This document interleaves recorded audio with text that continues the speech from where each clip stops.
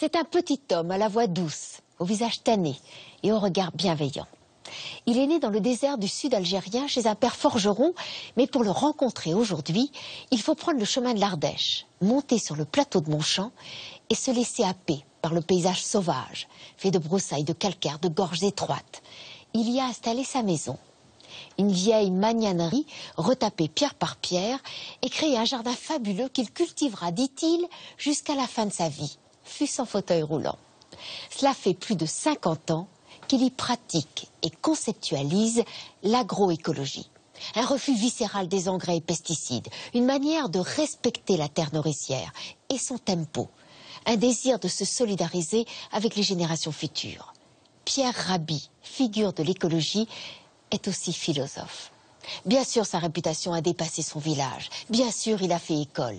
Il a écrit des livres, accueilli des stagiaires, sillonné la France pour parler de décroissance et dénoncer l'absurdité des sociétés de surconsommation. Parcouru le Maghreb et l'Afrique du Sahel pour enseigner ses méthodes et permettre aux paysans pauvres de fertiliser une terre difficile sans recours aux intrants chimiques.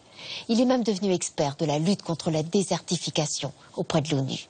Inquiet du sort de la planète, il rêve d'une insurrection des consciences, mais qu'il dialogue avec sa fille, le bouddhiste Mathieu Ricard ou l'actrice Marion Cotillard. La sagesse et l'humanité qu'il dégage semblent venues du fond des âges et des sables. Ce programme vous est proposé en audio-description.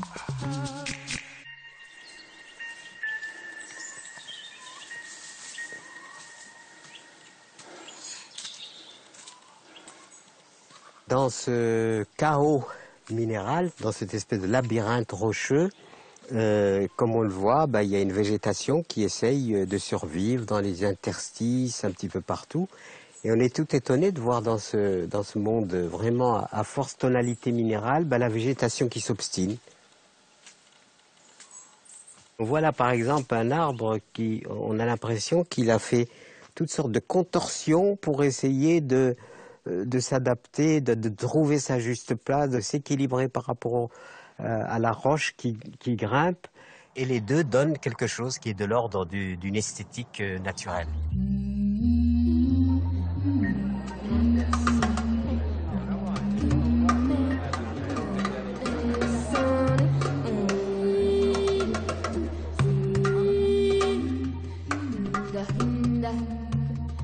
C'est la vie elle-même.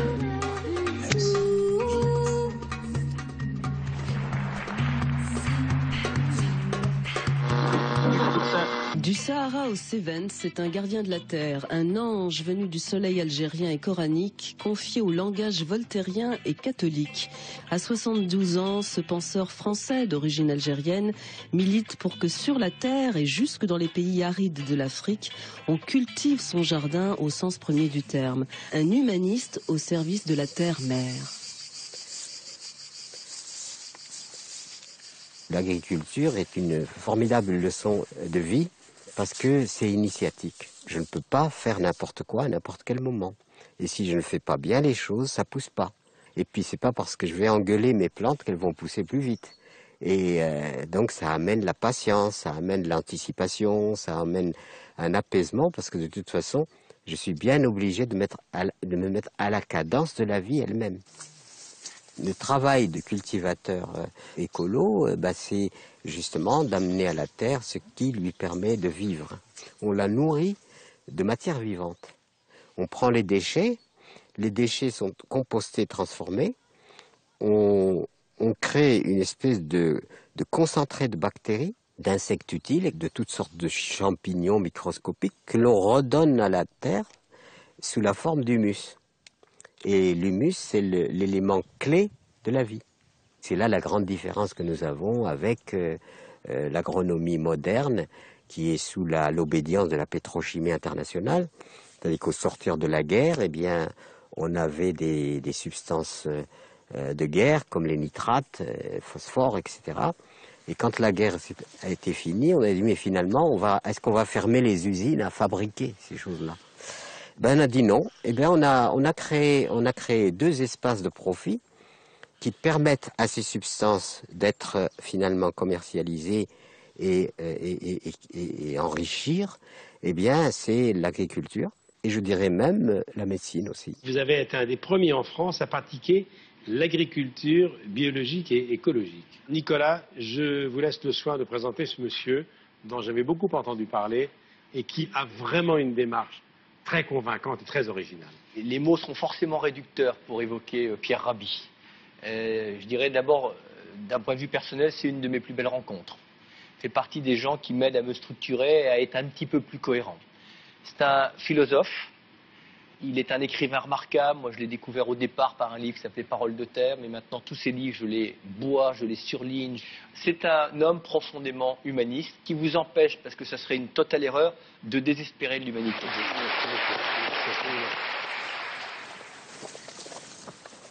Alors là, on avait des tomates, on avait des haricots, on avait des courges, on avait toutes sortes de... Mais voilà, c'est à l'état. Alors bientôt, je vais enlever tout ça, je vais retravailler le sol et le préparer pour le printemps. Et au printemps, on recommence. Je me réserve évidemment le jardin parce que moi, je dis souvent, mon jardin, c'est pas négociable.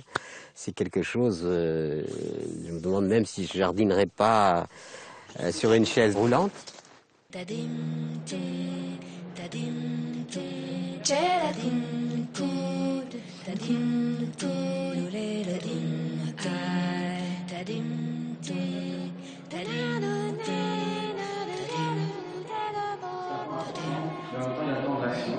Pierre, si tu veux bien venir nous rejoindre sur scène. Alors, j'essaye de voir qu'est-ce que nous pourrions partager.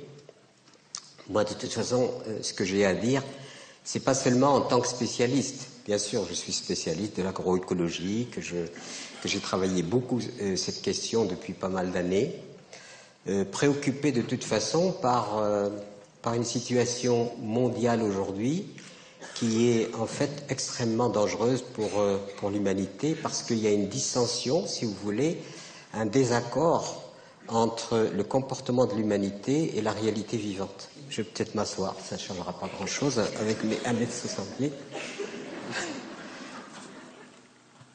Si on prend le côté simplement très basique d'une observation stricte du comportement de l'être humain, il est destructeur. Jamais une créature n'a détruit autant son semblable, c'est une absurdité absolument totale, et en plus notre rapport à ce qui assure notre vie est un rapport de destruction aussi. C'est un processus qui n'est pas perçu comme suicidaire, mais plutôt comme la prédation légalisée. Si je suis là de face à vous, c'est parce que je crois vraiment que nous recelons en même temps en nous quelque chose qui peut vraiment inverser les choses. Mais inverser les choses, évidemment, ça passe par... j'aime pas trop la prise de conscience parce que ça me rappelle l'électricité. C'est comme s'il y avait une conscience qui circule et il y a à mettre la prise. C'est pas du tout ça. C'est vraiment une élévation de la conscience. Et qu'est-ce que j'appelle l'élévation de la conscience? C'est-à-dire celui qui gravit une montagne, par exemple, il fait l'effort de gravir cette montagne. Il va souffler, et qu'est-ce qui se passe? Le paysage s'agrandit. C'est-à-dire sa vision s'élargit. Et l'élargissement de la vision ne peut pas se faire uniquement parce qu'on est statique, mais parce qu'on est dans une dynamique de quête de sens, de quête de recherche.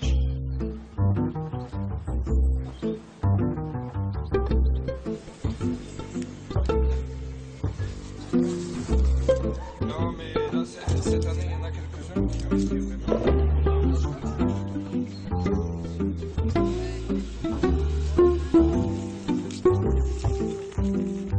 Pourquoi Pierre Rabhi court encore?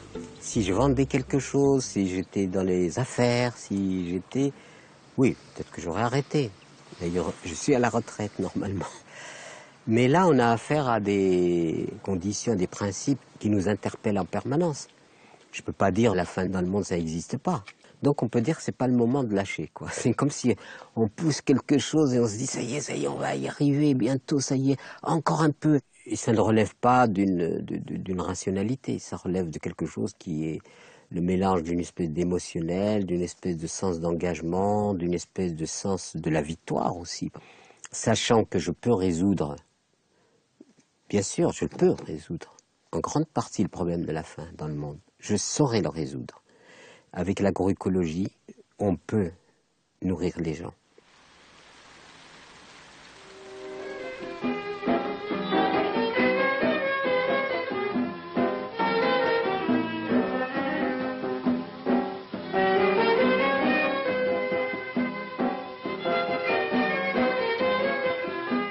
Je suis né en 1938 dans une petite oasis du sud de l'Algérie. Pratiquement toutes les maisons avaient des briques en terre crue, les palmiers qui dépassent ici ou là, le minaret qui préside à tout ça. Et c'est dans ce lieu que je suis né, d'une mère que j'ai malheureusement est morte sans que je la connaisse vraiment. Et même à une époque où il n'y a même pas une photo, c'est-à-dire que j'ai rien à quoi me raccrocher pour dire « Ah voilà, elle ressemblait à ça », rien du tout. Ça a été le premier traumatisme, évidemment. Puis d'un père dont le métier était forgeron, mais en même temps il était musicien et poète. Et ce petit lieu tranquille respirait vraiment une espèce d'éternité. Le meilleur souvenir que je puisse avoir, c'est que si je ferme les yeux, c'est quand il y avait des tempêtes de sable. Je me levais avec ma djellaba au pied du palmier et je pouvais rester des heures à écouter le vent. Cette maigre végétation chahutée, c'est comme si elle dansait, elle chantait en même temps et m'entraînait dans un songe profondément heureux, comme si le temps s'était arrêté. Et voici Kenadza, tête de ligne du Méditerranée-Niger. Kenadza qui commande le bassin houillé du Haut-Guir, dont la production peut suffire à toute l'Afrique du Nord. Vous avez trouvé, c'est incroyable, vous avez trouvé des... Découvert en 1905 alors et dont l'exploitation, commencée pendant la guerre de 1914 par les chemins de fer algériens, n'a pu être sérieusement menée que depuis 1940. Nous étions dans un pays colonisé par la France et les Français explorant les richesses du pays, minérales en particulier, découvrent de la houille. Et il faut donc exploiter cette houille, ce charbon. Et à ce moment-là, on a recours à la main-d'œuvre locale. Et il y a eu un grand chamboulement dans notre mode d'existence parce que les gens sont allés se faire embaucher à la mine. Ici, pas de puits. L'exploitation se fait par plan incliné et taille chassante. Les galeries s'enfoncent seulement de quelques mètres, mais atteignent parfois 600 mètres de long. Les ouvriers, tous musulmans, bénéficient des mêmes conditions de travail que les mineurs européens. Mon père s'est trouvé dans l'incapacité à subvenir aux besoins de sa famille en tant que forgeron. Et donc il a été obligé, lui aussi, donc de s'inféoder et Moi je pense que je suis marqué par tout ça. Je vivais ça comme un asservissement parce que mon père qui était dans une certaine noblesse simple se retrouve en quelque sorte dans l'asservissement. Et je voyais mon père revenir le soir couvert de poussière de charbon. C'est comme si vraiment on lui avait fait perdre sa dignité. Et c'est peut-être l'une des choses qui a peut-être été pour quelque chose dans mon contentieux avec la modernité.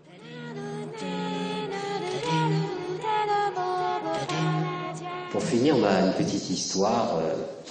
Il se trouve qu'il y avait un Américain qui se promenait sur la plage, et puis il y avait un petit pêcheur avec sa barque. Et le pêcheur, il fait sécher ses filets, et puis il est en train de se reposer. L'homme d'affaires vient, il regarde ce monsieur, il lui dit, mais monsieur, vous voyez, vous avez vos filets là, vous devriez être encore en train de travailler. Il dit, et après? Après, je vois votre barque, elle est toute petite. Vous pourriez avoir une barque plus grande, un bateau plus grand. Et après, vous prendrez encore un bateau plus grand. Et après, vous embaucherez des gens, vous créerez du travail, etc., etc. Et après, après vous vous reposerez. C'est ce que je suis en train de faire.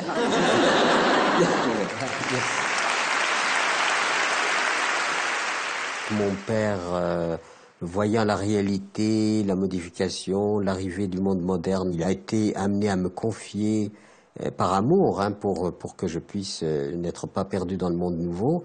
Donc un couple un ingénieur et une institutrice français, sans enfants, venant donc travailler dans le pays. Et je me suis retrouvé dans cette double culture. C'est vrai que je passais d'un enfant qui courait à pieds nus dans la poussière avec une simple gandoura et probablement peut-être la morve au nez, je ne sais pas, enfin, au monde moderne avec les brosses à dents et de l'islam au christianisme. Et ma grand-mère lui a carrément fait la guerre, si on peut dire, pour essayer de le dissuader absolument de me confier à des Européens qui étaient aussi, pour elle, des ennemis de Dieu. Donc c'était pas très simple, mais mon père a tenu le coup. Il m'expliquait qu'il fallait que j'aille m'instruire pour devenir quelqu'un, sinon si je ne suis pas instruit, je serai pas grand-chose, je serai un simple mineur au fond d'un trou, etc. Et j'ai toujours été très très touché par son intention. Même si cette intention-là m'a évidemment beaucoup fait souffrir.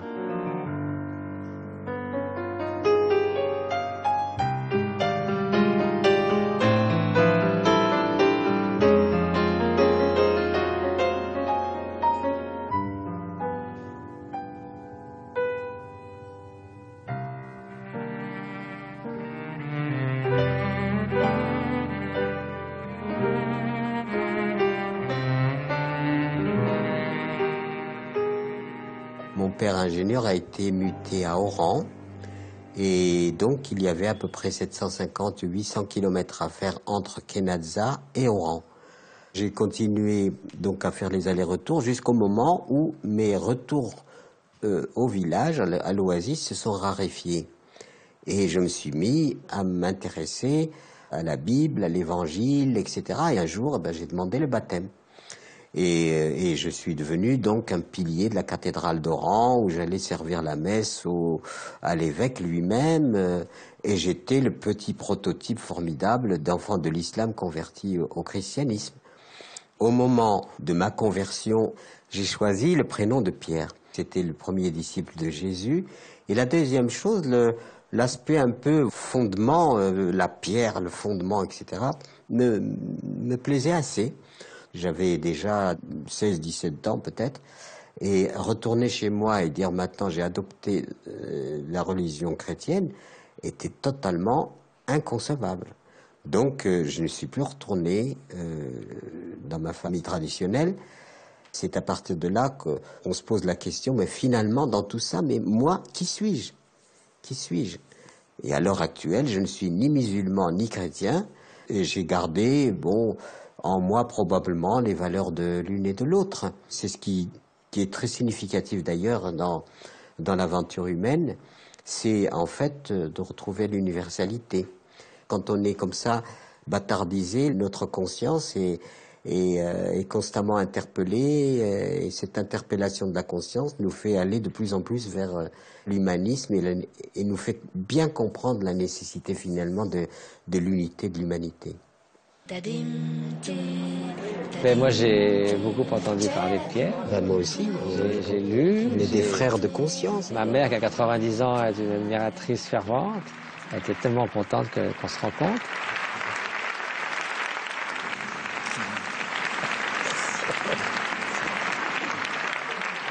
Je suis tolérant à l'égard des humains parce que l'humain il est dans son évolution propre et je dois respecter, je ne m'octroie pas le droit d'avoir un jugement sur la conscience de l'individu, compte tenu que chacun a son chemin d'évolution. Donc, c'est un peu comme un médecin qui jugerait la personne et non pas la maladie.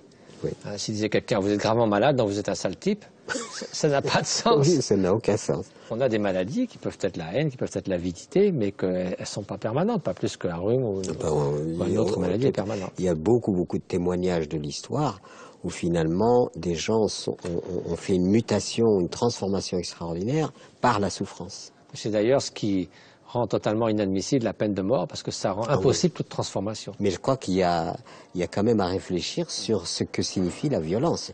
J'ai beaucoup aimé Apocalypse Now. Ah, j'ai pas vu ça. C'est à voir, Apocalypse Now. J'ai jamais vu un film vraiment poser les vrais problèmes de la violence. C'était dans le contexte de la guerre du Vietnam. Enfin, il y a un type qui est devenu complètement fou. Il tue tout le monde sur son chemin. Alors on finit par le rattraper. Il est devenu effectivement un peu fou, mais il dit des vérités absolues. D'abord, l'image, on voit la moitié du visage éclairé, la moitié dans l'obscurité, est déjà extrêmement symbolique du fait que notre vie, c'est le bien et le mal, cheminent ensemble. On est pour le meilleur et le pire. Tout ça compose la société. Vous savez, souvent, quand on rencontre quelqu'un comme Pierre, ce qui est beau, c'est d'entendre exprimer parfois avec des mots et des formules et des images légèrement différentes, des choses qu'on ressent profondément, qu'on exprime d'une certaine façon. Et donc, du coup, ça permet à chacun d'enrichir la manière de s'exprimer pour mieux servir. Secteur par secteur, la montagne va être contrôlée jusque dans ses moindres recoins pour y faire renaître le calme et la sécurité. Un important engagement a eu lieu dans les environs de Troupes, où une unité parachutiste a pénétré dans le village d'Acriche en flammes. Ratissage dans la montagne, interrogatoire des suspects, vérification d'identité des habitants, appel aux populations à se réfugier dans les secteurs de sécurité. Toutes ces mesures ne manqueront pas de ramener le calme dans le reste. Dans cette situation-là aussi, je ne pouvais absolument pas prendre parti, quoi. Je ne pouvais pas être pour les uns ou pour les autres. Donc parfois j'étais considéré comme un traître parce que je ne prenais pas le parti des Félaga, le parti des révolutionnaires, ayant une certaine distance par rapport à la violence, quelle que soit sa nature et quels que soient ses alibis. Dans cet état de tension extrême, mon père adoptif était un gaulliste inconditionnel, et un jour je fais une petite remarque très anodine. J'entends le maréchal Juin. Bon, moi, dans mon imaginaire, un maréchal, ça devait avoir une grosse voix, enfin, etc. Puis il avait une voix un peu presque féminine. Et donc, à ce moment-là, je fais cette remarque, et mon père, sur une pulsion comme ça, disons, irrationnelle, je suis mis à la porte. Voilà. Et c'est comme ça que je me suis retrouvé exclu de mes deux appartenances. Donc on est au-delà de l'exil, là. C'est-à-dire qu'on n'a pas de recours.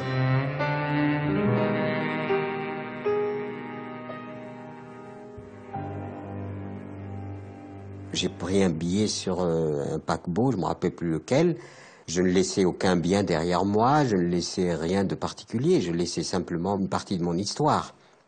J'étais dans une forme de dénuement, donc j'avance, mais les ponts se rompent derrière moi. Et puis, comme tous ces immigrés, j'ai traversé la Méditerranée jusqu'à Marseille, et puis de Marseille, le train jusqu'à Paris. C'est-à-dire que j'étais dans la situation de non-retour.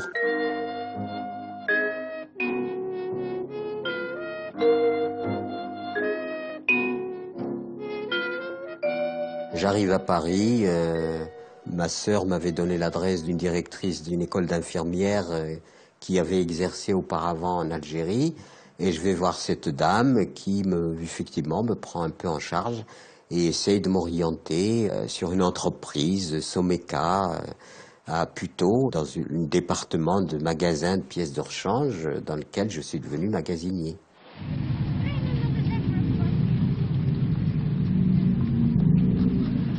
Je trouve que c'est pas une vie pour moi. Tout le monde le soir il rentre chez soi, il a une femme, mais nous là on rentre, on mange, on travaille comme, pas moi. Puis ce qui nous manque c'est la vie. La question de travail, on travaille, mais il manque la vie.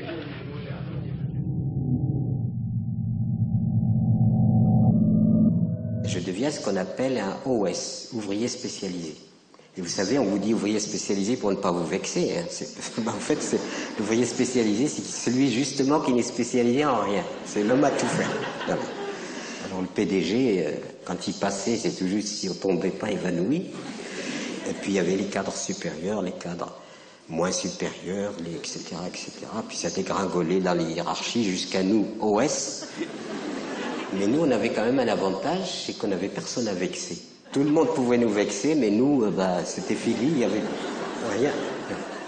Et donc, on était dans le système à travailler, les horaires, pointer, venir, etc. Et je me suis dit, mais à quoi on joue de ça? C'est-à-dire que l'être humain est devenu une espèce de rouage d'un système qui lui pompe son énergie. Pourquoi faire?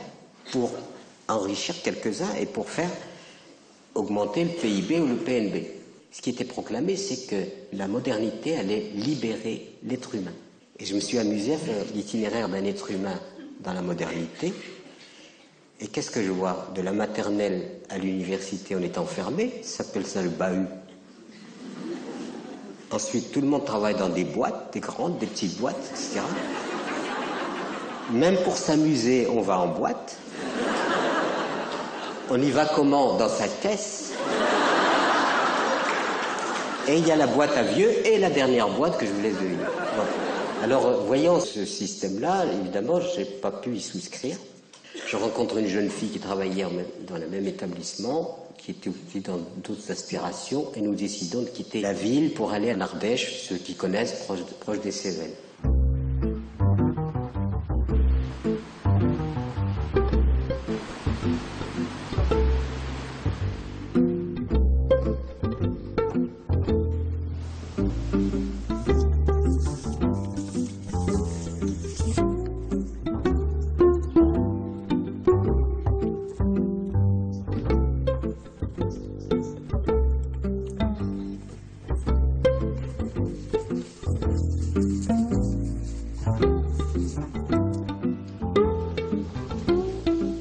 C'est un peu ma mère qui a trouvé que ce garçon, il était quand même un peu exceptionnel, il parlait bien, il s'intéressait à des choses qui m'intéressaient aussi, la musique, le théâtre.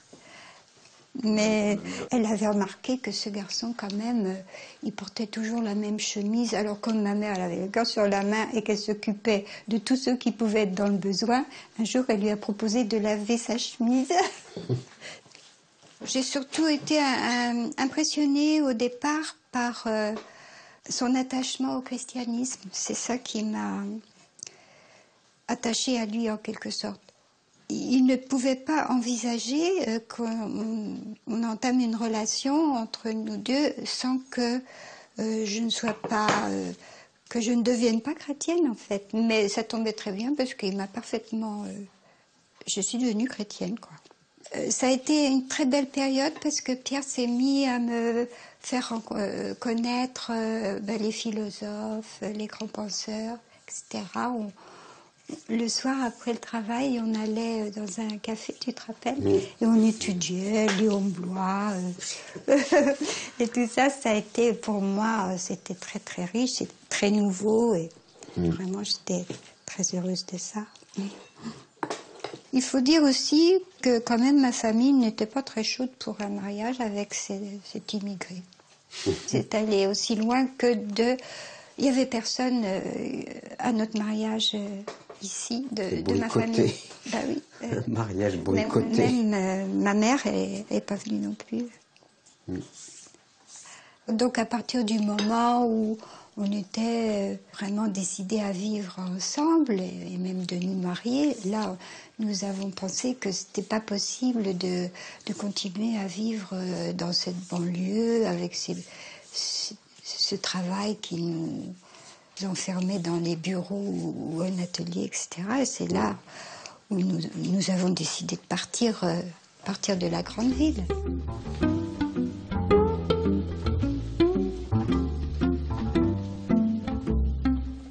Les gens demandaient, mais pourquoi diable voulez-vous vous installer dans un endroit comme celui-là? Il n'y avait pas d'eau, pas d'électricité, pas de téléphone. Le chemin était à peine praticable.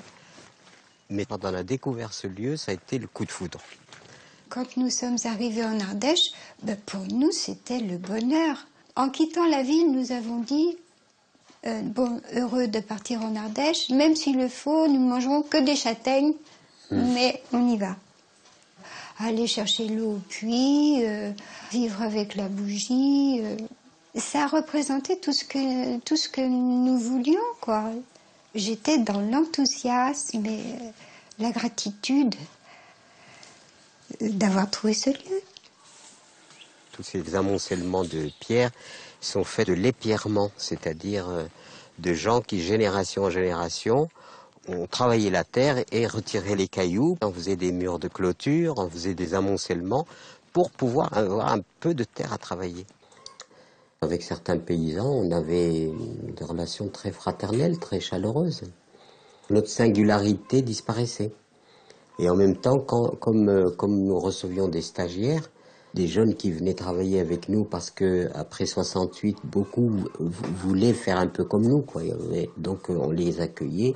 Le retour à la nature, un rêve caressé par beaucoup, réalisé par peu et réussi par quelques-uns seulement. En ce domaine, l'Ardèche semble être le département d'élection de ceux qui, fuyant la ville et le monde moderne, décident d'effectuer ce qu'il est convenu d'appeler le retour à la terre. Rochebesse, un hameau, presque une ruine, perdu quelque part en Ardèche, à plus de 1000 mètres.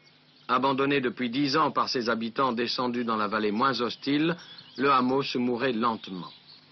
Alors, ils sont arrivés. Pierrot d'abord, de Grenoble, où il était ouvrier. Je crois qu'en fait, on a compris en ville, hein, on a dégusté quand même. Moi, j'y suis resté une vingtaine d'années. Travailler en usine, c'est pas forcément agréable. Travailler à la chaîne, c'est pas forcément agréable non plus. Ici, on s'y retrouve, on est bien. On est paysans dans l'âme, je pense aussi. Hein. Imaginez que des gens qui sont bien placés dans la société, qui ont acquis des diplômes, etc., et des considérations, veuillent faire le retour à la terre, c'était quand même un symbole important finalement de la quête du bonheur, quoi, quelque part.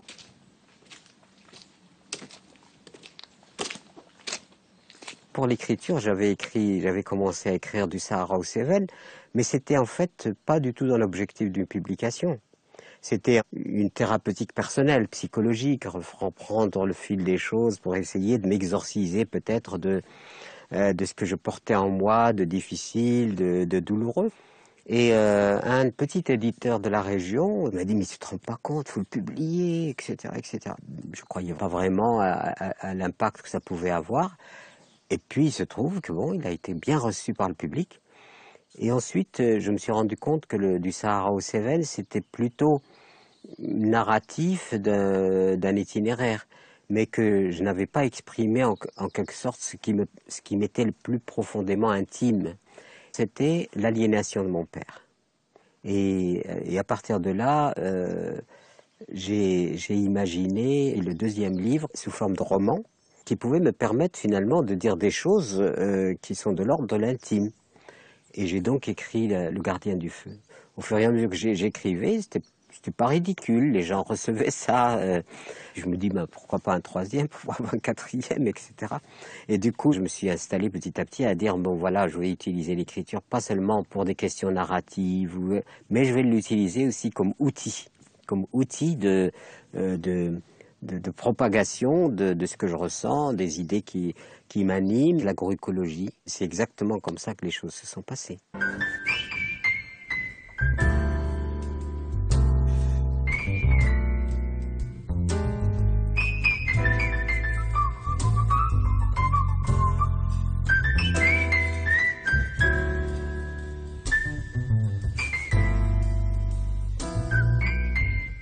Moi, j'ai été à l'université Pierre Rabhi parce que je suis tombée dedans quand j'étais petite.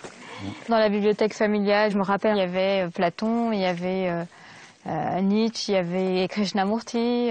Voilà, moi, Krishnamurti, ça m'a beaucoup parlé. Et ça, c'est toi qui avais vraiment beaucoup de littérature de Krishnamurti. Et donc, on a souvent échangé comme ça sur des thèmes philosophiques. Appuyé contre la cuisinière, à deviser de cette manière-là. Moi, ça m'a enrichi énormément. Hein, ça a beaucoup apporté dans ma réflexion. C'était très riche, en fait. Et en même temps, c'était pas la pensée unique de Pierre Rabhi, justement, parce que c'était enrichi de plein de visiteurs, de voyageurs, des chercheurs, oui.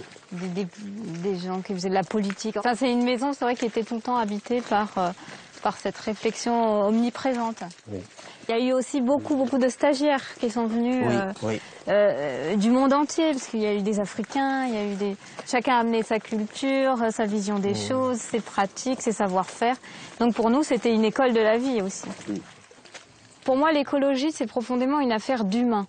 C'est pour ça que m'occuper des enfants, ça a énormément de sens, et qu'on doit à l'enfant la même bienveillance, la même attention, la même gentillesse, la même tendresse qu'à la terre. Un être humain qui a des comportements irrespectueux vis-à-vis de lui-même, de son voisin ou de l'environnement, c'est d'abord parce qu'il n'a pas été respecté en tant qu'enfant. Donc c'est toutes ces valeurs qui s'incarnent et qui vont permettre à l'être de grandir, de se déployer tout à fait harmonieusement le plus possible, eh bien, va aussi transformer nos sociétés. L'école me paraît être la manufacture première d'un être humain adapté au modèle. On fabrique déjà un petit producteur-consommateur pour un système et une idéologie établie. Et moi, j'étais très heureux que mes enfants protestent. Sophie se rapproche le plus possible de ce dont moi-même je rêvais un peu, les histoires d'oasis en tout lieu, la création de lieux sociaux réorganisés sur d'autres critères et d'autres valeurs. Le homme au début est celui qui s'approche le plus de la conception qu'on peut avoir de ce qu'on appelle une oasis.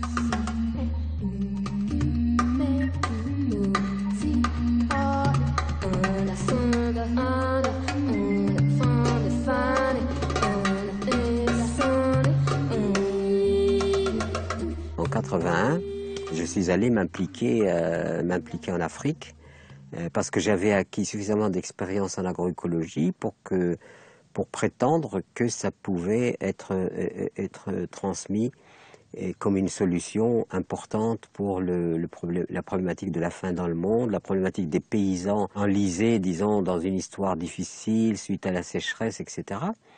Et puis petit à petit, il y a eu succès de la chose, tant au plan du gouvernement et des agents qu'il me confiait, qu'au plan des paysans que j'aimais vraiment profondément ces êtres.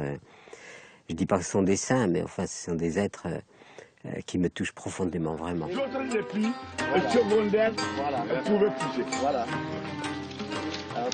Pour moi, la terre, elle est à la fois ma mère, puisqu'elle me nourrit, et elle ma fille, puisque je m'en occupe, j'en prends soin, et puis à la fois mon amante, quelque part, dans le sens où il y a une relation d'amour. Si la terre manque, il n'y a plus de vie.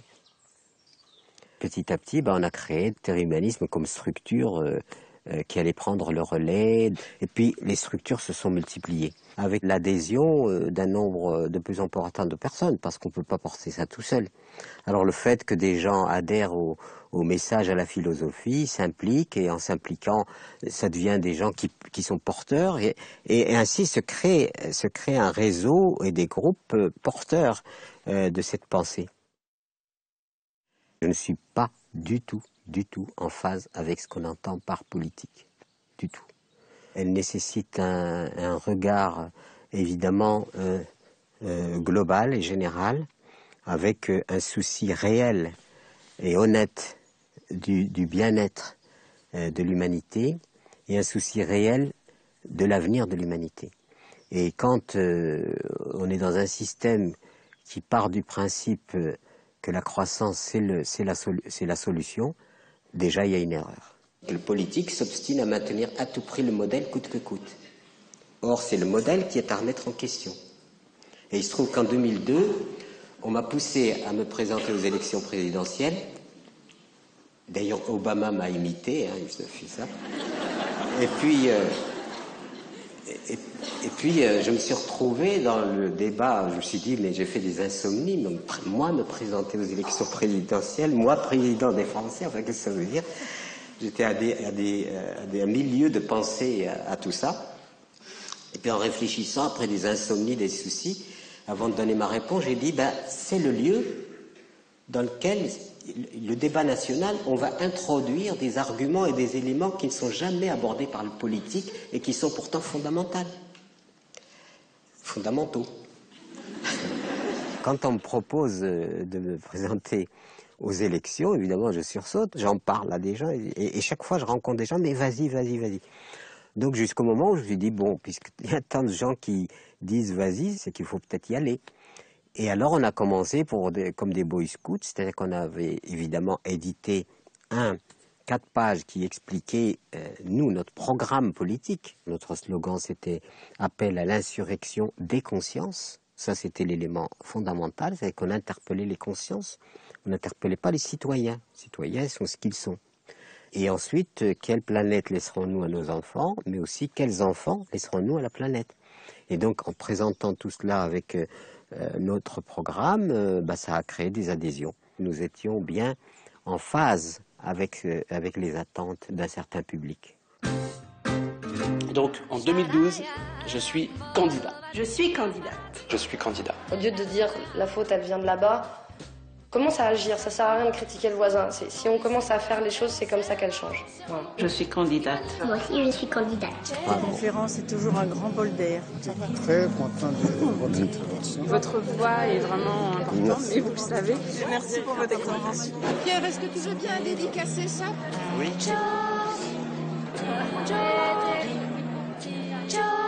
J'accueille l'affection, bien entendu, et je remercie beaucoup. Et c'est vrai que ça fait quelque chose de bizarre, vraiment. Or, je ne veux pas être ni gourou, ni quoi que ce soit de ce genre. Je n'ai pas du tout le... Je dis souvent, Pierre Rabhi, c'est 52 kilos tout mouillé, pour dire que, bon, c'est pas moi sur lequel il faut se focaliser, mais sur... par contre, je suis radical sur les valeurs qui me paraissent importantes. Parfois, il y a même des gens qui viennent en nous disant oh là là, la chance que vous avez d'avoir un père aussi extraordinaire, et c'est sans doute grâce à lui que vous êtes ce que vous êtes. Avoir un parent connu, je pense que c'est jamais simple. Hein. Des fois, tu partais 8 mois à Gorom, on ne te voyait pas pendant 8 mois. Moi, je me souviens que je pleurais dans mon lit, que c'était dur, ça, de sentir que mon papa, il était pris par des préoccupations qui étaient extérieures aux besoins de l'enfant que j'étais, parce que l'enfant, il aspire à avoir son papa et sa maman dans la maison. Enfin, j'ai imaginé un petit peu qu'il y avait une espèce de... que j'étais un peu absous par le fait même que ce que je faisais, c'était pas aller me promener pour me promener, mais que c'était pour essayer de contribuer au bien, quoi. Ouais, après, pour notre réalité d'enfant, le manque, c'est le manque. Mais évidemment, c'est plus facile. La pilule passait mieux du fait que c'était des actions positives et que c'était pas pour simplement par caprice.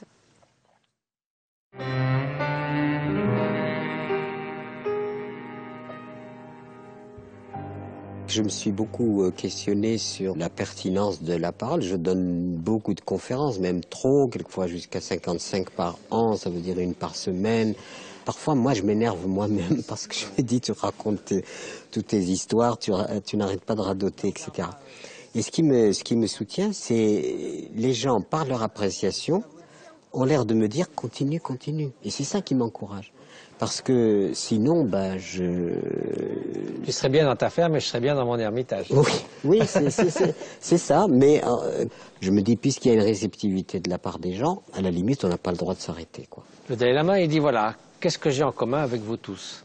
Je suis fondamentalement un être humain comme vous. Oui. Il dit, au 2e degré, je suis tibétain. Au 3e degré, je suis moine bouddhiste. Au 4e degré seulement, je suis le Dalai Lama, mais ça n'a aucune importance. Ça nous divise, mais ce qui nous unit, c'est notre humanité commune. Absolument. Et j'ai l'impression d'avoir trouvé mes racines auprès d'un maître spirituel, et de ces racines-là, de les transporter avec moi, finalement, où que je sois. Je n'ai pas de maison, je n'ai pas de voiture, je n'ai pas vraiment de propriété. J'ai un petit ermitage, mais il appartient au monastère. Et c'est vrai que quand je suis dans mon ermitage, j'ai l'impression d'être chez moi, dans le sens que je suis au cœur de mes préoccupations, et d'essayer de devenir un meilleur être humain pour pouvoir, après, mieux servir à autrui. Évidemment, quand on a des enfants, par exemple, à ce moment-là, on a des êtres qui nous sont confiés. Et oui. Ils nous font obligation quand même de les nourrir, de les entretenir. C'est pour ça que le moine, évidemment, a cette liberté qui est purement un choix, qui n'est pas de l'égoïsme, mais qui est simplement un choix. C'est tout, il n'y a pas de comparaison à faire, rien du tout.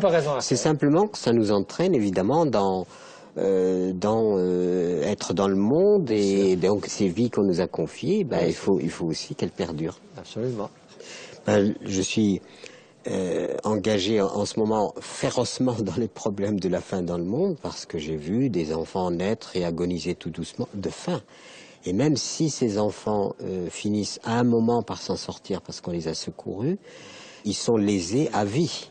Parmi tous ce qu'il a créé, initié, il y a ce réseau, vous connaissez peut-être, Colibri, qui est vraiment une invitation aux citoyens à se mettre en avant, à marcher, à faire quelque chose, à prendre leur destin en main. L'histoire dit qu'un jour, il y a eu un grand incendie de forêt. Tous les animaux étaient atterrés, découragés, ne pouvant plus bouger, etc. Et puis, par contre, il y a ce gracieux petit oiseau, le colibri, qui lui ne renonce pas. C'est-à-dire qu'il va prendre une goutte d'eau dans son bec, il vient la jeter sur le feu et il s'active. À un moment, le tatou, énervé, lui dit « Colibri, tu penses quand même pas que c'est avec ces gouttes d'eau que tu vas éteindre le feu ?» Et donc le colibri le regarde droit dans les yeux et lui dit « Je le sais, mais je fais ma part. » Voilà.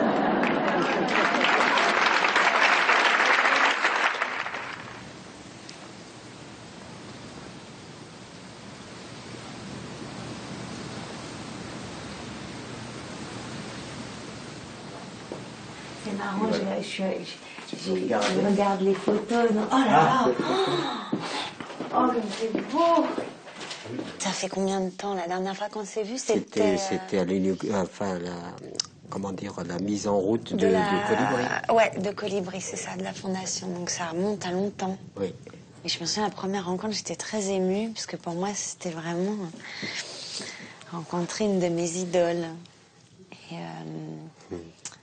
le fait de me demander pourquoi, parfois, je prenais la parole par rapport à telle ou telle chose au-delà de mon métier, et de commencer à vraiment me poser la question, est-ce que ça sert à quelque chose? Et j'en suis venue à la bête conclusion que ça servait pas à grand-chose, mais qu'il y a quelque chose qui pouvait servir. C'était justement d'être un vecteur.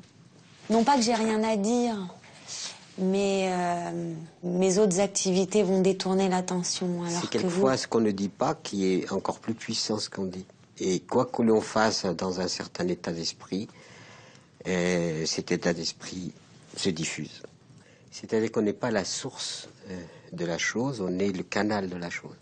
C'est-à-dire que nos vies, évidemment, nous amènent à toutes sortes de questionnements, et chacun se questionne à sa façon, se donne les réponses qu'il peut, etc. Mais moi, j'ai été très vite engagé dans cette voie, finalement, de qui suis-je, quoi.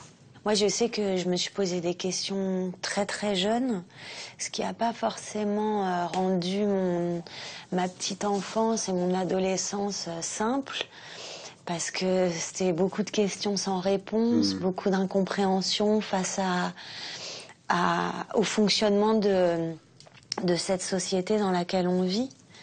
Mais je pense qu'éveiller le questionnement, c'est une chose très importante, en fait, parce qu'on l'a tous au départ.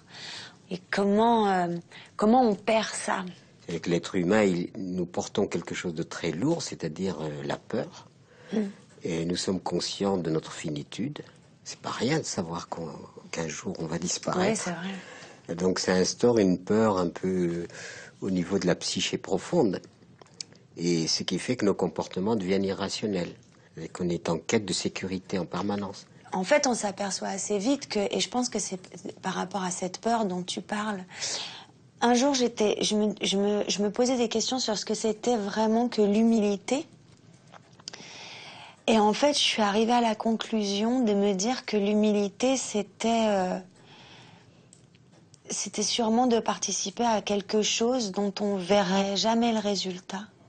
Mais il faut savoir que quand on travaille la terre à notre façon, il y a une matière que l'on fait avec les déchets, c'est de l'humus. Et étymologiquement, humus, humilité, humidité, humanité, c'est pareil. Donc ce qui veut dire qu'on rentre dans le cycle de la perpétuation. Tout à l'heure, on parlait de la faim dans le monde.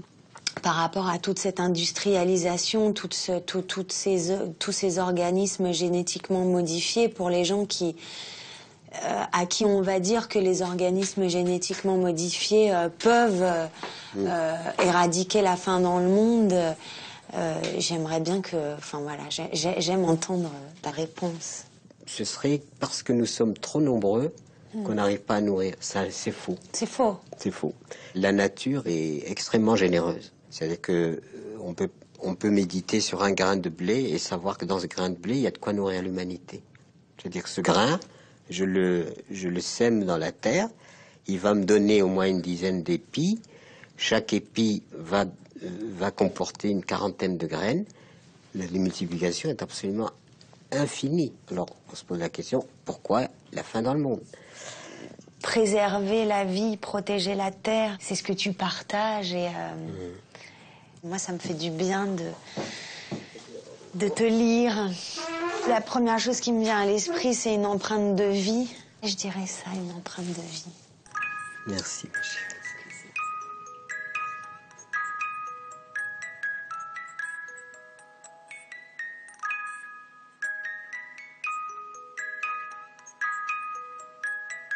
Je ne pense pas que je puisse m'arrêter tant que j'ai la capacité de faire, je continuerai à faire. Maintenant, il s'agit, j'espère être entouré de gens qui auront pitié de moi si jamais je me mets à dérailler, quoi. C'est parfois, je me dis, tu n'es pas à l'abri de dérailler, parce que tu peux être là-dedans, voilà, l'entonnoir sur la tête, il faut quand même qu'il y ait des gens charitables qui me disent, écoute, bon, calme-toi, enfin, voilà, reste tranquille, etc. Parce que par moments, on est tellement dans ce brassage des idées, des philosophies, on est tellement actif dans cette pensée que je me pose la question, est-ce que je suis toujours aligné, est-ce que je suis toujours dans ce qui est juste et vrai, ou est-ce que je suis en train de sortir de là? Les rumeurs et les nouvelles du monde nous révèlent chaque jour les souffrances et le désarroi de l'humanité. On ne sait pas où on va, mais on y va, disait Fournier. Plutôt que percevoir la planète Terre comme une magnifique oasis prometteuse de tout ce qui peut réjouir le corps, le cœur et l'esprit, nous l'avons ravalée à un gisement de ressources à épuiser jusqu'au dernier arbre, au dernier poisson, un champ d'égorgement, un hypermarché où les poisons détruisent la vie. Le temps de la vraie lucidité est venu. Un monde digne de l'intelligence est venu et nous pouvons le réaliser. C'est à cela que j'ai voué mon existence.